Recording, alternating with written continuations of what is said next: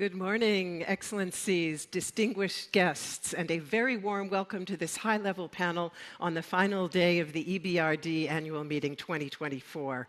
I'm Melinda Crane, and it is a great honor to accompany you as we explore gender-smart climate finance, how it works, and why it matters. And as you know, handling the urgent and complex climate crisis requires a joined-up effort. We absolutely must draw on the skills and the ingenuity of all, and that most emphatically includes women, who play an increasingly central role in our economies and our societies as investors, as small business owners, as policymakers, as managers and employees. In fact, women entrepreneurs represent one of the largest emerging markets in the world. Yet, as we were just reminded in our short film, women face numerous barriers, preventing them from fully participating in the sustainable transition, which is why we convened this panel to explore how we can better integrate gender considerations into green investments, how we can deliver greater impact by making the business and the environmental case for gender-smart climate action, and how policymakers and international partners, including the EBRD, can work together to accelerate the transition to a gender-equal, sustainable future. Those are the questions that we will be discussing here in the next hour. And we begin with a short input now from an influential decision maker who's made empowering women a central focus of her work as Egypt's Minister for International Cooperation. Her Excellency Dr. Rania Al-Mashat was hoping to join us in person, but since she is taking part in the plenary vote that is being conducted at this very moment, she sent us this video. Ladies and gentlemen, esteemed global partners, it's a great honor for me to speak on a crucial aspect of our shared future that puts on the forefront one of the most important topics of our generation, the intersection of climate, finance, as well as gender. While I'm here in Yerevan, in the room next to you, unfortunately I'm unable to attend this prestigious event as I reside on the election of the next EBRD president. Nonetheless, there's an urgent need to accelerate the transition towards an inclusive green economy. Women are more disproportionately affected and more vulnerable to the effects of climate change. In general, the gender pay gap for green jobs is almost twice that for brown jobs, and the global gender gap in economic participation is stalling or even reversing in some areas. There is no doubt that climate change is the test of this generation and the challenge of this century. Throw in centuries-long societal challenges like gender inclusion and realize that with two big obstacles come one huge opportunity. The opportunity here lies in our ability to use innovative climate financing tools to respond and advocate for general inclusion and empowerment. It is essential for the financial industry to adapt and become smarter in comprehending the intricate links between investment, gender equality, and climate change. By investing in women and empowering them to actively participate in the growing green economy, we pave the way for a sustainable future that benefits all of us. It is paramount that we recognize the immense potential that lies within women to drive innovation, implement sustainable practices, and catalyze transformation on a global scale. Therefore, we have emphasized that climate action is not gender neutral nor gender blind, and that we currently are living at a time that requires urgent momentum to amplify the voices of women and girls. Empowerment of women is an important ingredient in building climate resilience. There is a strong and mounting evidence at the country level that improving gender equality contributes to policy choices that lead to better environmental governance, whether through increased representation and voice of women within their communities, in societies at large and at political levels, or through increased labor force participation. Financing mechanisms and technological developments must reflect women's priorities and needs and ensure gender-sensitive investments in programs for adaptation, mitigation, technology transfer, and capacity building. Achieving inclusive growth starts by forming inclusive partnerships that can identify tools and methods to amplify the voices of all individuals. The focus has shifted from questioning the relevance of gender to understanding how gender can be integrated into development strategies and turned into tangible actions. This involves engaging a wide range of stakeholders in the decision-making process, including multilateral institutions, civil society, as well as the private sector. Egypt is actively participating in country-led multi-stakeholder platforms to promote gender-responsive policies. This approach aims to integrate gender considerations into policies concerning climate change, food security, science and technology, as well as recognizing gender as a crucial component for sustainable development. To ensure that women and girls have full access to their rights, national strategies are essential to push for reforms and establish the foundation of gender equality. Building on this, Egypt has taken measures to implement a sustainable development model through the development of various strategies, including our 2050 climate change strategy, the updated NDCs, Decent Life Program, the National Egyptian Family Development Program, as well as the 2030 National Strategy for Empowerment of Women in Egypt. Moreover, Egypt released its national strategy for mainstreaming gender in climate change in 2011. The strategy was designed to mainstream gender considerations into national climate change initiatives and policies so that both women and men have equal opportunities to implement mitigation as well as adaptation activities. Such strategies have been translated into projects with our development partners. In this context, I would like to highlight the Gender Equality in Climate Action, the accelerator that was launched during COP27 in Sharm el-Sheikh. In similar fashion, to increase women's participation, Closing the Gender Gap Accelerator was launched with the World Economic Forum, which is the first of its kind, a public-private collaborative model in Africa and the Middle East. The accelerator brings together 100 companies pledging to push the gender agenda forward and take proactive action to advance women's economic empowerment across different scales, not just institutional structures, but also norms, attitudes, and individual business commitments. Egypt's strategy to intertwine green growth with women empowerment was pushed forward through public-private partnerships, which has been recognized in 2020. The Egyptian Electricity Transmission Company won the EBRD Silver Award in the Sustainable Energy category for its pioneering steps to promote equal opportunities and green skills for women in the renewable energy sector. As we embark on this collective journey towards a sustainable future, let us commit ourselves to investing in women, supporting their leadership in the green economy, and ensuring that gender equality remains at the forefront of our climate efforts. Only by working together as a cohesive global community can we build a more resilient, inclusive, and environmentally conscious world for generations to come. At the end, thank you for your unwavering dedication to this critical cause. Together, let us forge ahead on a path towards a greener, smarter, gender-inclusive future for all. Thank you. And we will pick up on those messages in just a minute with our panel. We're very grateful to Minister Al-Mashat for providing us with that greeting.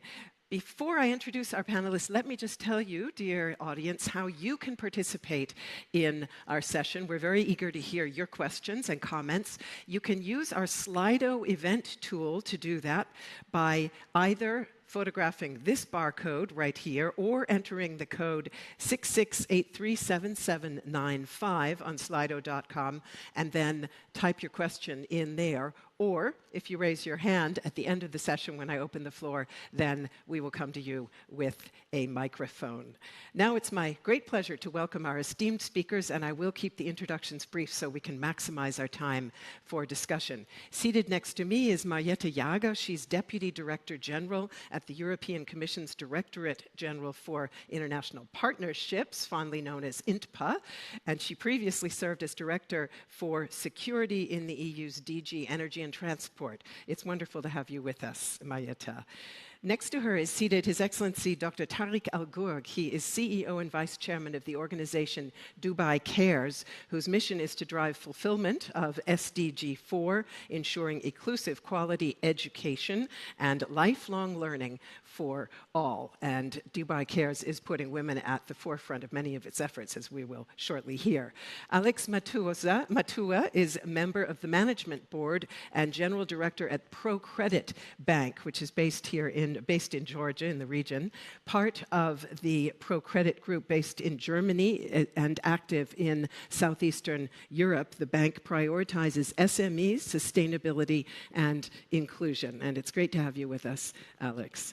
And finally, representing our host on the panel is Barbara Rambusek. She's the EBRD's Director of Gender and Economic Inclusion, and she stewards the bank's approach to working with private sector investors and policymakers to address inequality. So I'd like to start by reflecting on some of the barriers to full engagement of women in the green economy, whether that's in accessing finance and services or in acquiring green skills and jobs. And Barbara, if I can start with you, help us to understand the challenges, if you would. Why do women face higher barriers when it comes to accessing finance, especially for climate-related businesses? And why is enhancing their role both good business and good climate action?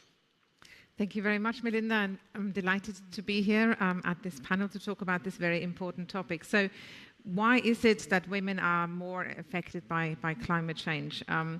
I think there are a number of reasons. We've seen some of the statistics already in the short video at the start, but this year, actually, for the first time, the Food and Agriculture Organization has started to put numbers on that. Looking at women, particularly in the agribusiness sector, they looked at heat stress and how the impact of heat stress, for example, affects women-headed households compared to male-headed households. And women-headed households actually experience an 8% larger decrease in income, and that actually translates into 37 billion US dollars per year. This is a huge number. If we look at flooding, again, women-headed households experience a 3% higher loss in income due to flooding, which is 16 billion US dollars a year. And for each 1 degree in temperature rise, women-headed households experience a 34% larger decrease in their household income than male-headed households. So these are huge numbers. These things make a huge impact on the lives of women, on the lives of communities. So why is that? And again, if we look at the agricultural sector, women tend to have smaller plots of land, lower productivity, less access to irrigation, and also, very importantly, less access to finance. We still know that there is a 1.7 trillion US dollar gender finance gap for women entrepreneurs globally. So these things all, in a way, accumulate to make it harder for women to tackle the challenges that climate change brings.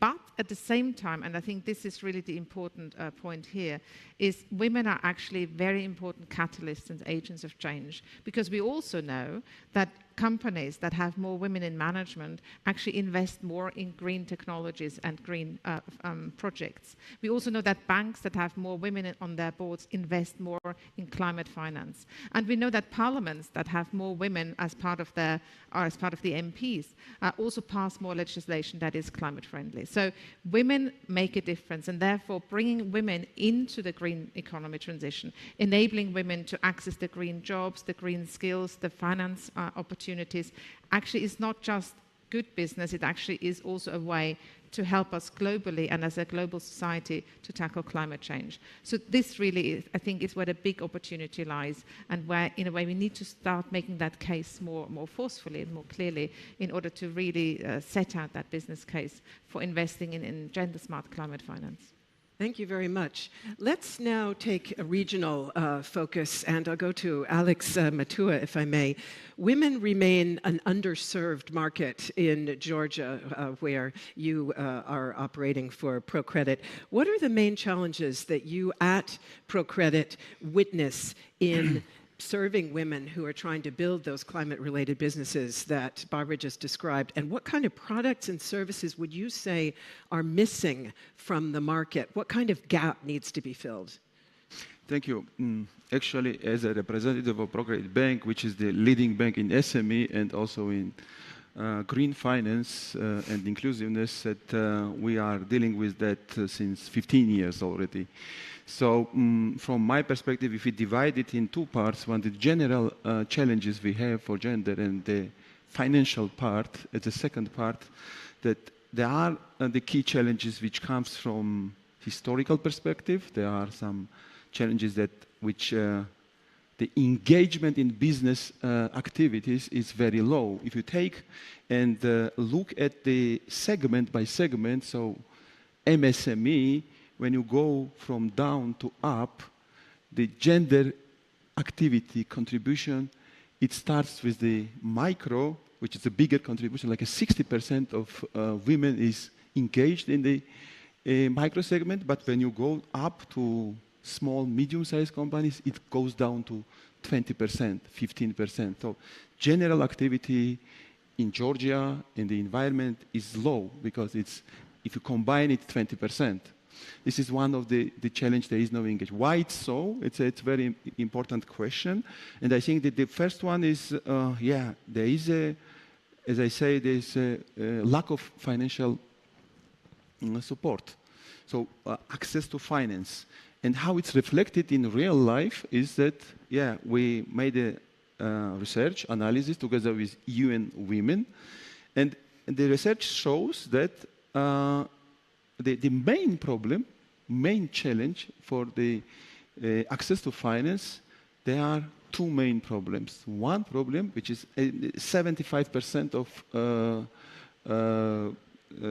people say the access to finance, the key element is not having enough collateral, not having enough guarantees.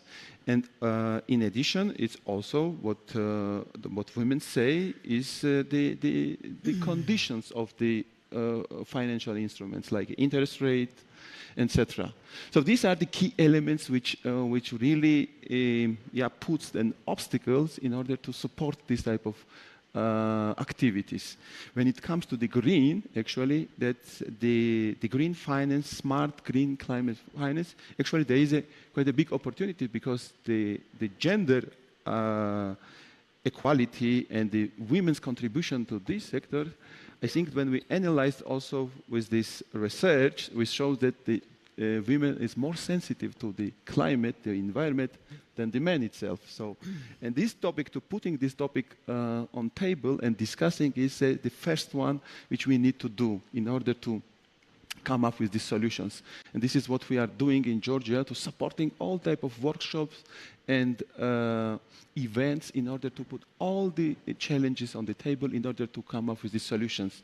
Maybe later on we can talk about the solutions as well. Absolutely, because I'm curious to hear more about conditions, but I know you're working in that area, so I'm going to save that question for a little bit later on. But clearly what we're hearing is women are the most vulnerable segment of society in many ways when it comes to the climate crisis, and at the same time they are potential agents of change. They are change makers, and therefore the need to try to draw them in. Let me ask Tariq Al-Gourg to talk a little bit about the gender gap when it comes to skills, because of course that's part of drawing them in order to be fully participating in the sustainable transition. They need those green skills, and as we saw, there is a significant barrier. Where do you see that in the area of education? Where do you see challenges and barriers and gaps that you are trying to fill? Well, Melinda, when we talk about education and climate, first we need to see what is the intersection between education and climate. If you ask me, those two agendas should be merged, and I'll tell you later on what we have done as Dubai Cares. You see, you can't solve climate issues without educating human beings to solve these issues. And when you educate them, you're talking about school. It starts from the school.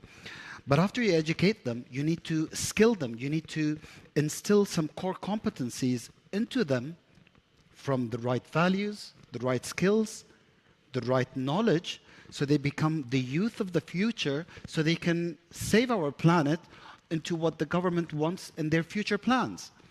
The government is looking into getting the society, getting the economy into some certain sectors to be excelled at. Do we have the right human beings today? Do we have the right youth today? No, we don't. We can't solve the problems. We have to prepare a new generation. Now, I'll take a step down. Who's the most affected into all of this? It's girls and women. Girls are neglected from the schooling days. They've been discriminated. They've been sent on chores. A small example, girls in rural Africa are sent to fetch water. One heat wave gives them a heat stroke, a week or 2 weeks of absenteeism into schools. These are the effects of climate. Now, if we instill these core competencies in them, we will never be able to do it without having a holistic approach towards it. Meaning, we have to have frameworks that has to be embedded within the system and merge these two agendas of climate and education into all of this. I'll give you one small example. STEM. The STEM workforce, girls occupy 30% of STEM workforce. Why? Why is this huge gender gap between male and female when it comes to STEM workforce? I think the inclusion of women and girls into society can come through holistic approach of having the proper ecosystems. What's missing on girls are ecosystems, because men get it by default. women don't get it by default. It has to go through a properly defined system, and we have created a framework, which I will talk later about, a framework that is so inclusive that puts women into the heart of the equation. Very good. When we hear the messages, essentially it all comes down to fusing those agendas, as Dr. Al-Ghorg just put it, to really create that synergy between gender and climate. And certainly the EU is seeking to do that, both with the European Green Deal and also with the gender equality strategy, which is designed to close the gap that we have been talking about. So can you tell us how you work to build that synergy and where you encounter challenges in doing so? Maria Tiago? Yes, thank you very much, first for inviting European Commission, and secondly for putting the right priorities of the Commission also here in front of us. Let me reply to you. We are not only doing synergies, basically we are mainstreaming gender in all our policies. So this is especially in external relations, we have the EU Action Plan on Gender Equality and Women's Empowerment in External Action, so-called GAP 3 now, it's a third generation, that aims really to accelerate the progress on empowering women and safeguarding also the gains that we achieved in the last 25 years since Beijing. But moreover than that, I mean, we are committed basically to have targets. So in our Gender Action Plan, we have 85% of all new actions that need to be gender related. So that means that they must contribute one way or another to the gender equality and women's empowerment, meaning that everything we finance as a EU needs to be gender sensitive, 85%. That means that we also do the cross-cutting focus on the global gateway and all the investments we are doing with the gender focus, but that means that the climate change is one of the priority. So we are really working on the gender climate-related financing agenda.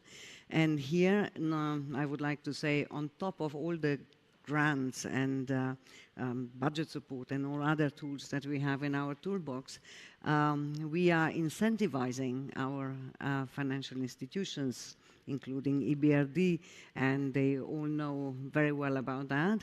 So we do give the pricing discount, for example, when it comes to the guarantees, when they present the gender-orientated project.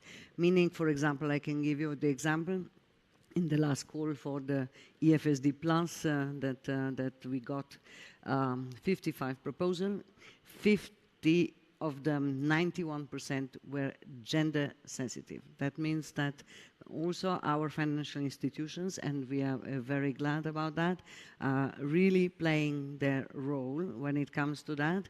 And of course to try together with us to bring down the barriers. And I fully agree. I mean, there are plenty. I mean, starting with really the structure barriers, you know, we need to turn down the discriminatory laws. We need to work together on inclusive and quality education, because this is the precondition. For example, why we have only 30% of STEM in women, because even if we have a much higher rate in education, they simply don't enter into the workforce in the science, mathematics, etc. areas, because, you know, they don't feel that they will be welcome because of stereotypes, of traditional norms.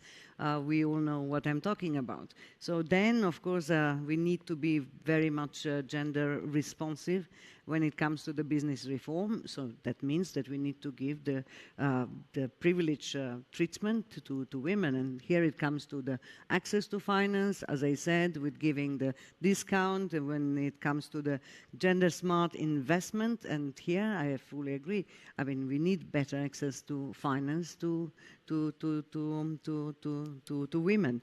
And I completely agree with Barbara. I mean, companies with the gender diversity on boards I mean, whenever they have more women, they are at least in average 50% more likely to reduce the carbon footprint.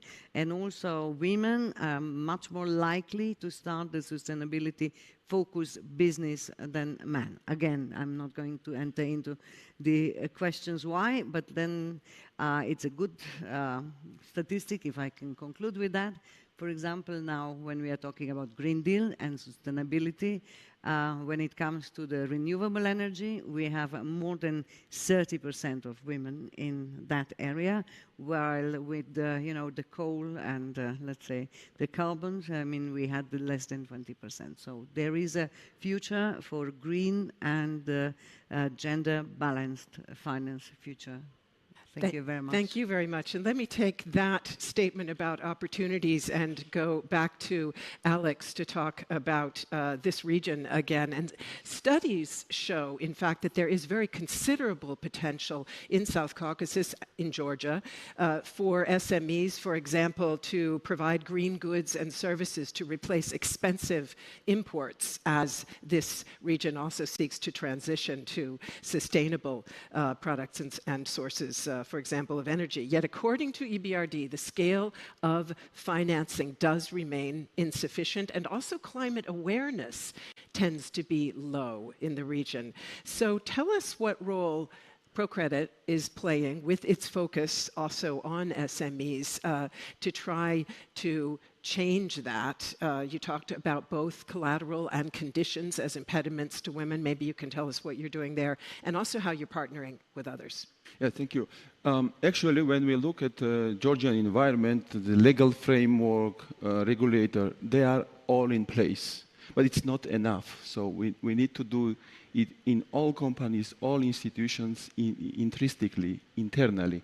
The example of ProCredit is that if you take the composition of the women and men, in all financial institutions, you can find that the women is 60-70%, and it is the same with us.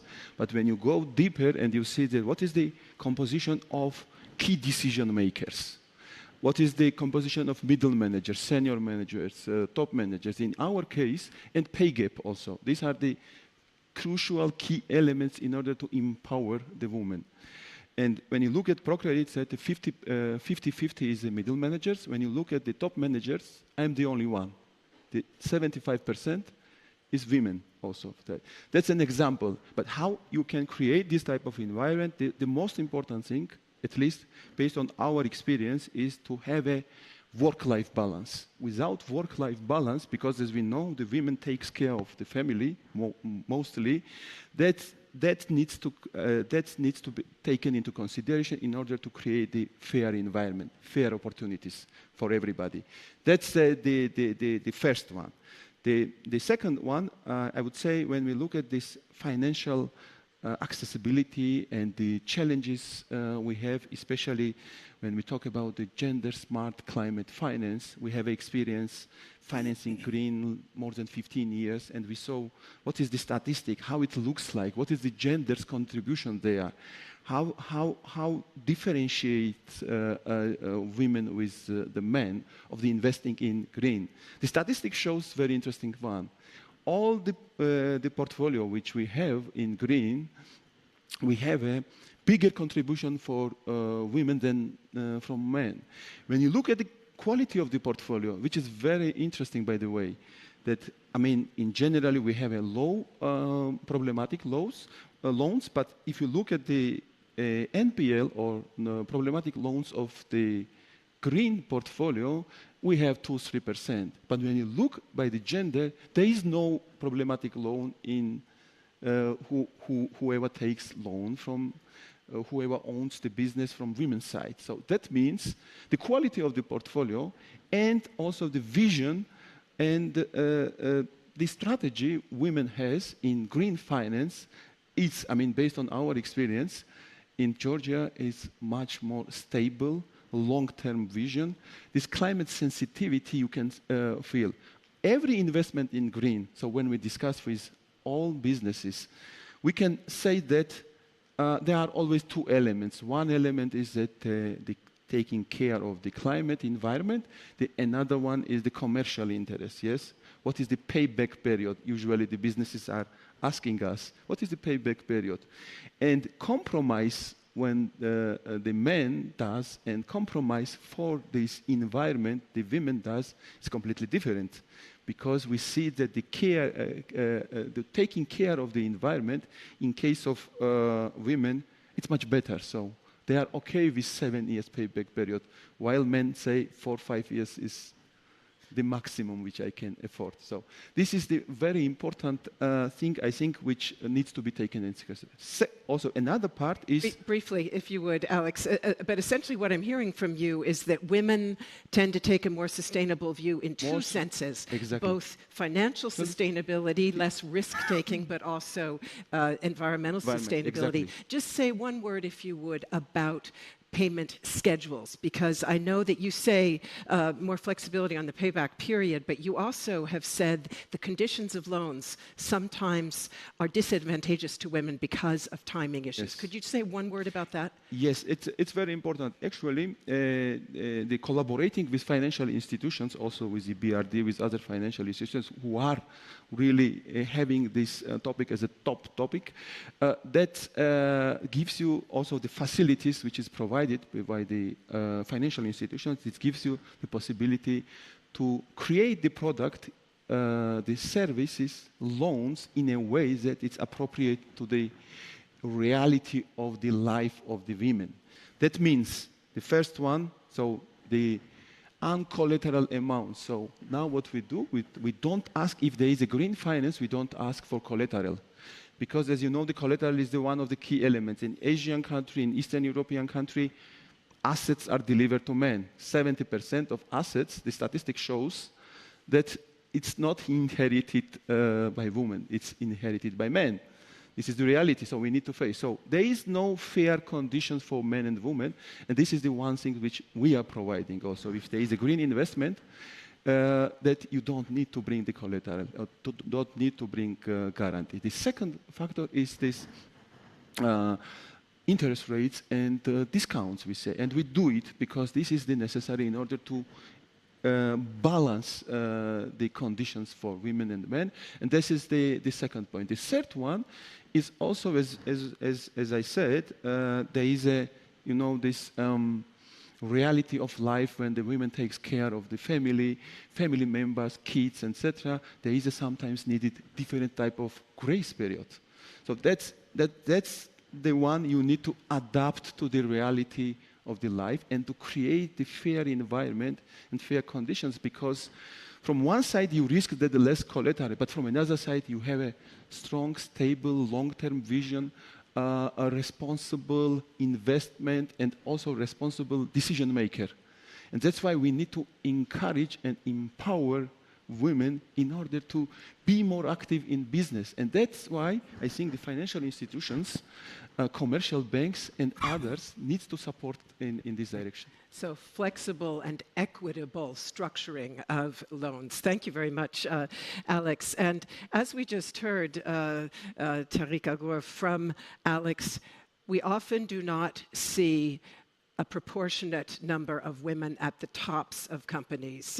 We see them perhaps further down in some of the entry-level and mid-level positions, but not at the top. So I'd be curious to know what strategies and initiatives Dubai Care is pursuing, among other things, to help promote women into leadership roles and also to ensure financial inclusivity for female entrepreneurs. Well, look, Melinda, if you want to solve the problem, you have to look at it from a systems point of view and from a community's point of view. From a systems point of view, you have to set the right frameworks so you can achieve the system change or the system transformation through policy change. Now, from a community point of view, which is very important, you have to have a societal approach. In this place, when it comes to girls and women, it's a mindset shift. In a lot of rural areas and in a lot of countries, these mindset shifts should be done by tribal leaders. And to convince them, you have to set some examples to show them. but you also have to go to, you go to leaders and you go to tribal heads to make that change. Now, we have created a framework, we have launched it. It has been acknowledged by the United Nations, and during the Transforming Education Summit of the UN Secretary General that was launched 2 years ago, we have exhibited that framework and how it works. And the most important thing with that framework is to have government speak to the private sector. Without identifying what are the future jobs that are needed by the private sector based on the country's vision, where the country wants to go, and work backwards, as I have mentioned earlier, it's not going to work. Do we have frameworks in place? There are so many frameworks. Are we all merging these frameworks on a high-level collaboration? Finance is a huge issue, but if we work with finance in a silo, are we solving this issue? Are we integrating all these frameworks and solutions together? That's something that we have to look into. So coming back, let me give you one example. In India, what we have done. So when COVID struck, we got approached by one of our partners, the British Asian Trust, and they said, how can we help the Indian youth come out because now they're unemployed? How can we put them back into the employment? So we worked on a 5-year program, putting them into a skilling program that will skill, upskill, and reskill youth. And the intention is to accredit 55,000 youth to get jobs. Now, we accredited 30 out of the 55,000. 70% of those are girls, by the way, and 90% of those have jobs. What we're looking now with the Indian government at phase 2, when this finishes, is how can we take the success of this program and have a program only towards green skills? Because the Indian government, from today until 2030, they will have every year a growth rate of 30% of green jobs. How can we take the success of this program in India that we have done to fulfill India's mission, but how can we replicate this model elsewhere? And to achieve that with Dubai Cares framework on transforming education that I mentioned, you need to operationalize it as well. So that's why at the COP28, at the Rewired Summit, we launched the Global Education Solutions Accelerator. So we have organizations, governments, UN agencies, development banks coming together to look at solutions and guide country by country on how we can transform their education systems by including business and human capital into it. Now, we partnered with the Aga Khan Foundation to do that. We identified 10 countries, and we're going to transform hopefully 2.1 billion people by 2030 into that. One of the countries is India, but I want to mention that 2 of the countries, which is relevant to Armenia, 2 of the countries are regional countries as well, which is Tajikistan and Kyrgyz Republic. So hopefully we can take this model globally as well. Thank you very much. And as we know, the overarching title of this annual meeting is Delivering Impact Together, and that explication of the necessity to include so many different partners at different levels is absolutely right on that goal. So thank you. Marietta Jager, let's take a deeper dive on the EU's vision of a just transition, a just and equitable transition. Can you share some examples of how you are implementing that vision in practice and also seeking to maximize opportunities as we green our economies for women? Absolutely. We would like to use the just transition basically to advance the gender issues. As every transition, also the green transition, will probably not be the most fair when it comes to the gender equality. But that's why we need to take the proactive policies now in order to ensure that this just transition will benefit for women cause and women empowerment. Meaning, and I agree, that just access to finance and the climate finance will not be enough. We need to do the enabling environment. I mean, that is what is missing. I mean, as said before, I mean, we need childcare, we need, the proximity of the schools, we need the health system, we need the social protection system. It's the whole ecosystem that needs to be created in order to ensure that the workplace will be equally balanced. And it's absolutely unfair to leave half of the population out. So this is, I can tell you just for the EU, I mean, improving gender equality would contribute to the increase of the GDP in the EU to 9.6% by 2050. And we all know the data of the World Bank, how much that would mean for the rest of the world. So there is a huge economic opportunity, not only in terms of the green transition, because we all know that we need a green transition.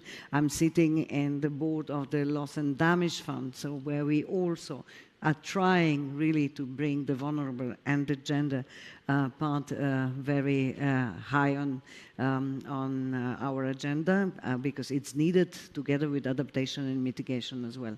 So we have also, just transition with programs within partnerships within Indonesia and some other partner countries. I can talk about that as well, but the goal is that we need to profit and use the just transition in parallel to enhance the gender empowerment and gender equality. Thank you very much. Thank you very much. And before taking audience questions, I want to go back to Barbara for the last word in this round of discussion about solutions. And one thing that has struck me as I listen to the very enlightening examples that all of you have shared and with which you also began, Barbara, is that awareness is such a key part of this, because we often talk about the gender gap in general terms and so on, but perhaps the awareness of the double role of women, the vulnerability, but also the climate change action part of it, isn't always there. So let me ask you also to please illustrate some concrete initiatives and programs that you are especially excited about in terms of building on this nexus and delivering gender-smart climate action.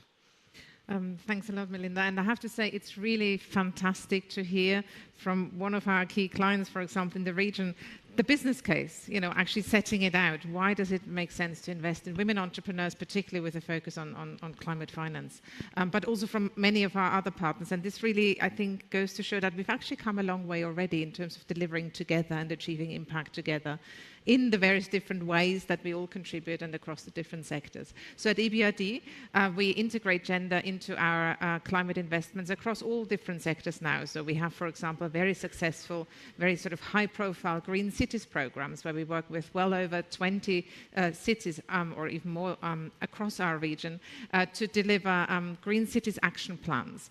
And what we do as part of that, we actually look at the extent to which we can make sure that women can access the green jobs that come from that. We also make sure that women are part of the decision-making processes when it comes to designing and delivering also those new green technologies. And I think that really is important, that women are really also part and at the table when those decisions are taken. So these Green City programs really now very often have this gender action plans also linked into the Green City action plans.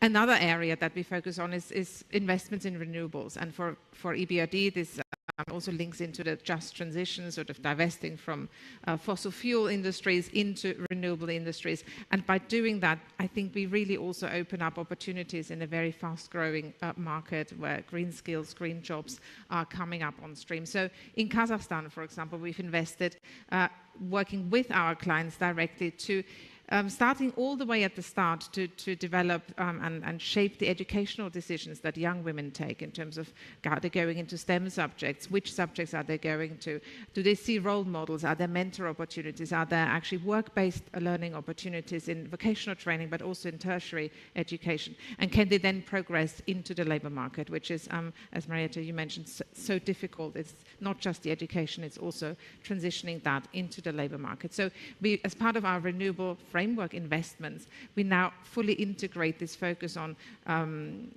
raising the importance and creating role models, opening up training opportunities, establishing training programs for young women, developing also job brokerage mechanisms that specifically focus on getting young women into renewable jobs, and providing, in a way, the ecosystem that we also talked about for them to be able to do that.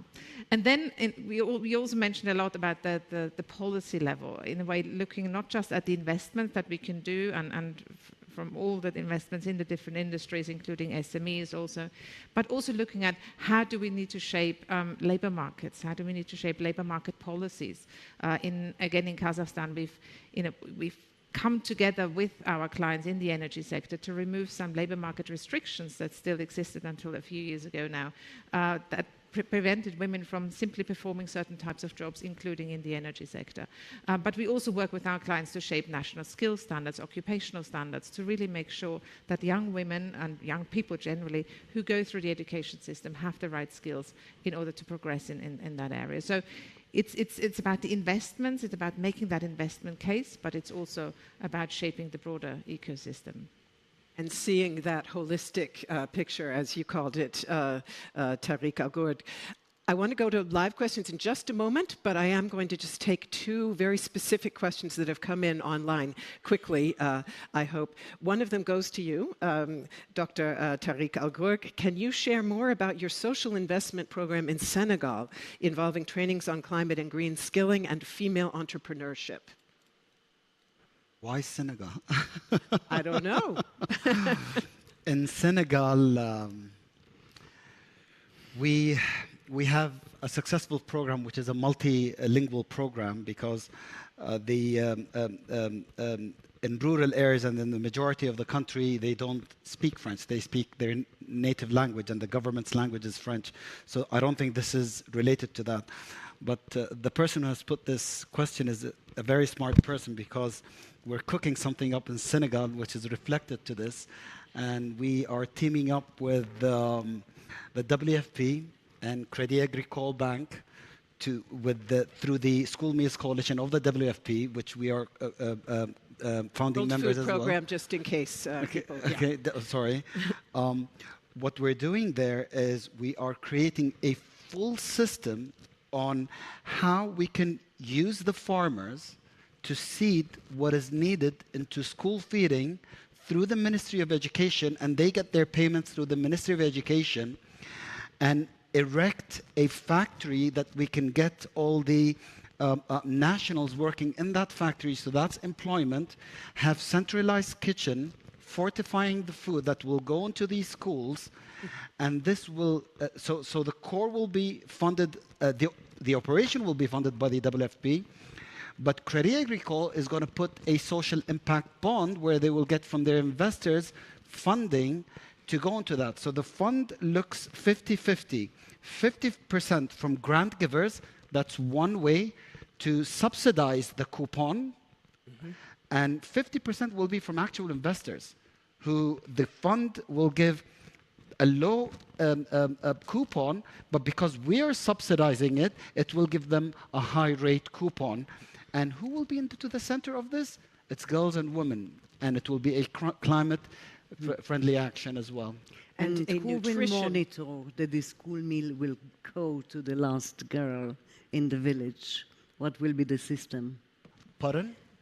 How the monitoring system will then work, that you will be sure that the Ministry of Education or the senior school master will deliver this final So Crédit Agricole, just right now, as we speak, they finished the feasibility study and now we're putting everything into place with the Senegalese government. So M&E is a huge component of this. I won't have an answer for now. We haven't finalized, but hopefully we will be launching it by end of the year. And M&E is the solution to all of this. Without tracking on all these progress, it will not happen. Yeah. Very interesting. And essentially, that's a nutritional intervention to benefit inclusion. And I have another question from the audience, which in a way gets at something similar. Two key issues that perpetuate gender disparity are reproductive health and childcare. How can we invest better in these? What will be the implications if we don't? Who would like to take a shot at that? Barbara. So I'm happy to talk about the care aspect in particular. So indeed, investing in care and in a very effective care economy is a key aspect of enabling women to enter the labour market, stay within the labour market, including on the green side. So what we do is a number of things. One is we work with our large corporate clients to look at actually the offer in terms of care provision that they make as a corporation, whether that is offering childcare vouchers or having care facilities on site or any other facilities and mechanisms that they can do. So we support them, we build their capacity, we help them do that. We also invest in municipal level childcare provision to enhance the locally available childcare, that it is affordable, that it is high quality. And then very importantly at the policy level, again coming back to that ecosystem, we actually bring our clients and employers more generally in Turkey, for example, but also in other countries, to look at what are the national level childcare policies that employers have to meet, and do they actually work? Are they fit for purpose, or is it that employers pay lip service because actually the mechanisms are not workable? So we're trying to improve national level policies in relation to offering childcare for employers or for employees by employers as well. So it's again, I think, setting up that ecosystem and seeing what we can do together here is very important. Mariette, you wanted to add? As I mentioned before, for me, the whole health part is part of ecosystem, including the sexual and reproductive health and rights that we put as a part of our action. And for example, we just put together, I can give you the example, a very huge guarantee agreement together with our European Bank that in partnership with the Gates Foundation on the Human Development Accelerator, and it's from our budget 750 million guarantee capacity, where we are going to address those issues as well with a clear, I would say, aim that we address gender equality and make progress when it comes to that. Because I fully agree not only that the correlation is there, but for example, we see correlation between the climate and the child marriages. Whenever we have droughts, I mean, the child marriages are going up. Yeah. So, I mean, we can discuss these issues, for hours, but clearly, I mean, it's all interrelated, and we need a holistic and integrated approach, as we said before. And by the way, we don't have time to discuss this subject, but certainly technology has a big role to play, both in the tracking that you talked about, Tariq El Gorg, but also women's health in underserved communities. Technology is proving to be very effective in green leapfrogging some of the difficulties. But let us focus on another question that came in online, and this one I think also for Alex. You mentioned that you try to have a collateral-free approach with many women, and also you do not require guarantors in this case. What approaches are used instead to manage risk? Yeah, there are several facilities for it, so which is coming usually from European financial institutions, and we have a guarantee fund facilities which shares the risk with the commercial bank. That means that we don't require, but this risk is shared with financial institutions. This is the one very important aspect. The second one, as I say, that there is a low problematic loans, which already gives you the encouragement to do so. because the probability of default in future is less than in standard cases. So that's why these two elements placed together, and I think that's the main cause of it. But clearly also the role then of international partners in helping de-risk, very important there. Let me go to questions in the room. Who has a question for us? I have one here. Go ahead. And do share who you are if you like. Yeah. Yes. Okay. Hello, Andrea from Reconstruction Consulting, Italy. A question to Barbara, if it's possible. What is, in your opinion, the role of women in emerging new technologies such as hydrogen, where everyone starts from scratch, let's say? And could they be a kind of Trojan horse to allow more women enter into traditionally difficult sectors, such as mining or ports and maritime decarbonization? Thank you. Great. Go ahead. Thanks. So, I hope you can hear me. So you mentioned mining, hydrogen. I think, particularly when it comes to mining, you know, if jobs are safe for men to perform, then it should be safe for women to perform as well. So I think empowering women to access those jobs, access those skills, particularly also in new technologies such as hydrogen and others. These are well-paid jobs. These are growing industries. So I think it's very important to make sure that women have access to those jobs, are empowered, encouraged to take on those roles, and in a way are enabled to do that. And you know, we support that through engagement directly with our clients. Say something to this. Okay. Thank you very much. Who else has a question for the panel? Don't be shy. Maybe I can add that, for example, in Europe, by 2030, if I remember correctly, there will be 3.5 million more jobs when it comes to renewables.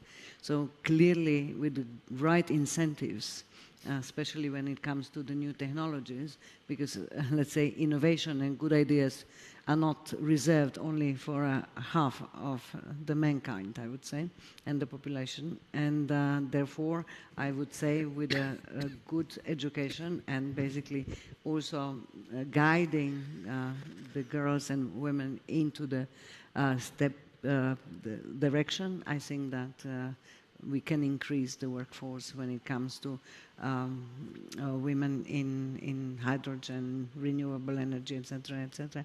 But I think the main problem is not only the percentage, it's really the percentage of women in leadership that will be able to decide on the directions where the future of the green transition is going. Thank you very much. Melinda, can I add just Please? a broad point here?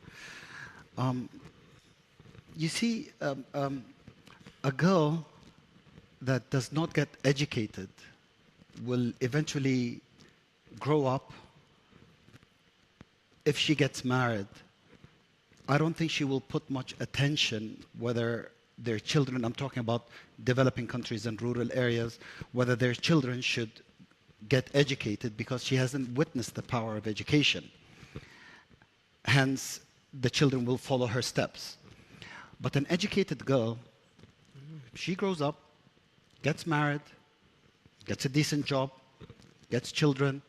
She will ensure that all her children will get education so they can take her footsteps.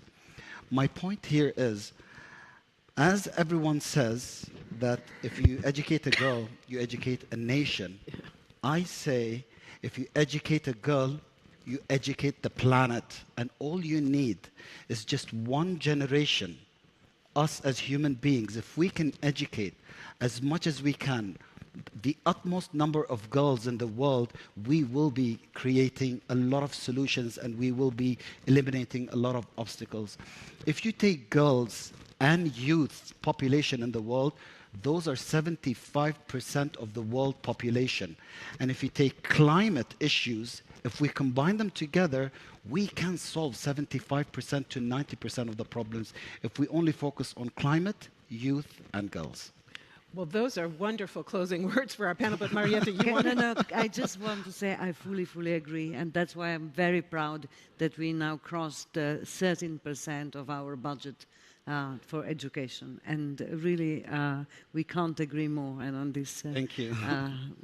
I would conclude. Thank you very much. Thank you very much. Absolute foundation of creating that nexus between gender and climate action, and also for building resilience. So thank you so much to all of you for this wonderfully thought-provoking and interesting debate. And thank you to everybody in the audience for your attention and your contributions. And I would also like to thank our technical team. Many of them are sitting back there in the darkness, and also our microphone bearers for your participation in making this a wonderfully interesting and lively session. So I wish everybody a good day. Let's give our panel a very warm round of applause, please. Thank you.